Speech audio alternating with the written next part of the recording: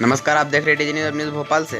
राष्ट्रीय गरिमा पार्टी के संगठन प्रमुख उपेंद्र तिवारी जी ने अपने एजेंडा के बारे में बताया कि हमारे राष्ट्र का संचालन लोकतांत्रिक व्यवस्था के अंतर्गत होता है।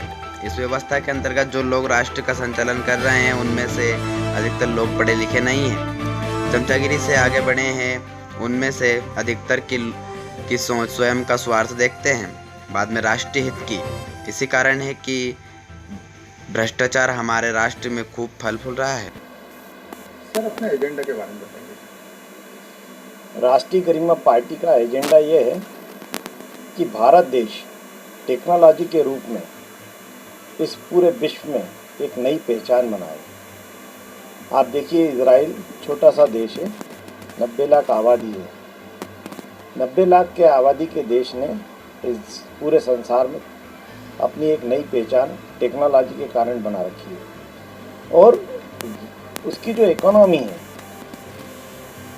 घर घर टेक्नोलॉजी विकसित है, इसी कारण उसकी इकोनॉमी बूम पर है।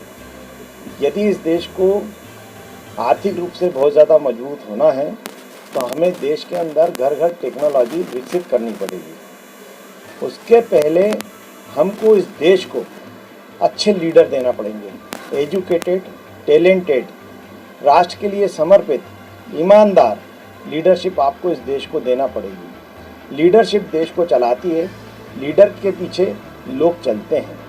लेकिन जब लीडर में ही कोई क्वालिटी नहीं होगी और चमचा किस्म के जो लीडर आपको देखने को मिलते हैं, जो इनका कोई एजुकेशन नहीं है, जो मंचों से कुछ बोल नहीं पाते, जो अपना खुद का कुछ विकास नहीं कर सके, वो पार्षद, वो विधायक, सांसद बन के सदनों में पहुंच जाते हैं। विधानसभा और लोकसभा का काम कानून बनाना है। जो खुद कानून को जानते ही नहीं है, वो कानून की कमियों को क्या उजागर करेंगे और उसके लिए किस कानून की आवश्यकता वो क्या बना पाएंगे। तो राष्ट्रीय गरिमा पार्टी का जो मुख्य एजेंडा है वह सबसे पहला है शिक्षा का, शिक्षित लीडरशिप। पहला एजेंडा, हम शिक्षित लीडरशिप पूरे देश को देने की कोशिश कर रहे हैं। दूसरा एजेंडा है कि 12th क्लास तक हर बच्चे को शिक्षा मिले और उच्च किस्म की शिक्षा मिले। तीसरा एजेंडा है कि जो शिक्षा मिले, किसी भी स्कूल में जो शिक्षा दी जाए वो एक समान हो, उसमें हर स्कूल अलग अलग किस्म का पाठ्यक्रम ना चलाए। यूनिफॉर्म एजुकेशन सिस्टम हो जिसमें एक जैसा पाठ्यक्रम पूरे देश के स्कूलों में चले, चाहे वो कोई भी स्कूल हो। पाठ्यक्रम एक जैसा होगा 12th तक की जब निःशुल्क शिक्षा होगी, गरीब से लेकर अमीर तक एक प्रकार का पाठ्यक्रम पढ़ेगा, तो इसमें किसी प्रकार का भेदभाव नहीं हो पाएगा और गरीब का टैलेंटेड बच्चा भी इस देश में आगे आ पाएगा। ये हम एक बहुत बड़ा बदलाव चाहते हैं। दूसरी मूलभूत आवश्यकता व्यक्ति की होती है स्वास्थ्य। अच्छा स्वास्थ्य हर व्यक्ति को मिले, ये उसकी आवश्यकता है और देश की लीडरशिप का दायित्व है कि हर व्यक्ति को स्वास्थ्य सेवाएं निःशुल्क प्राप्त हो, चाहे वो गरीब व्यक्ति हो चाहे अमीर व्यक्ति हो। एक जैसे संसाधन स्वास्थ्य के मामले में हर एक को प्राप्त होने चाहिए। ये दो काम सरकार को अच्छे ढंग से खुद के हाथों में लेके करना चाहिए।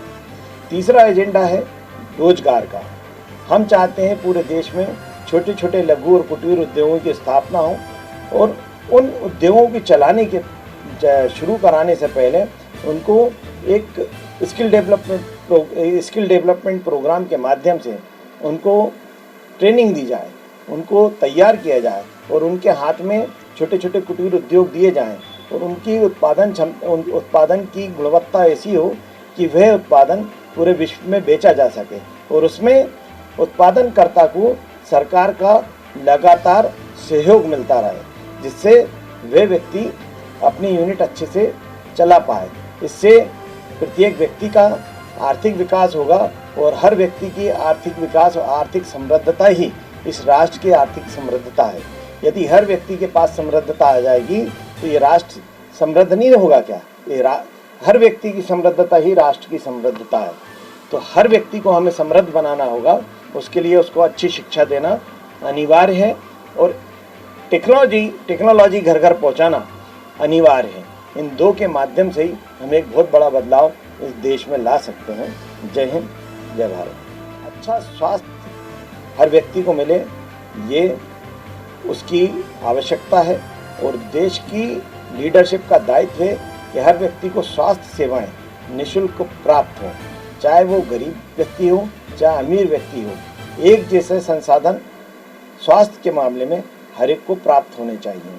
ये दो काम सरकार को अच्छे ढंग से खुद के हाथों में लेके करना चाहिए। तीसरा एजेंडा है रोजगार का।